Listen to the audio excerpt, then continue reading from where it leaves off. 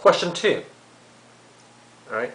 It is easy to see when there is consideration, e.g., there is a price in the contract, or it says $1 and other good and valuable consideration.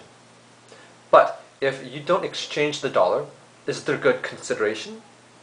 If the contract is silent on the price or the dollar, will a simple promise to do something be a consideration? Doctrine of consideration states that a promise is enforceable when there is something exchanged for that promise to be kept. There must be an exchange of value between both parties. The High Tree case is about 39 years lease of a new block of flats in London, 1937. Before the Second World War, the new block of flats have not been rented out. The landlord agreed to reduce the price. The leaser paid the rent at the reduced price during the war.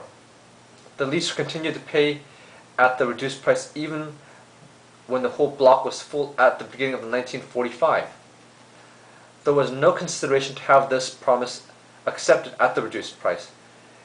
In the late 1945, the newly appointed receiver of the landlord's company became aware of the situation and wrote to the leaser to demand that the leaser would pay the full rate in the future in arrears.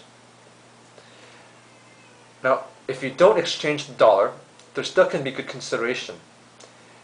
In the London Property Trust Limited versus High Tree House Limited case, there was a promise that was enforceable even though there was no consideration. The promise had given no consideration or whatsoever. The doctrine of Hughes would be able to help the leaser in the High Tree case. It would be able to help them in regards to the rent prior to 1945. Denning J. reason for this would be because the landlord has given a promise that was intended to be binding and intended to be acted upon. Therefore, the promise should be binding.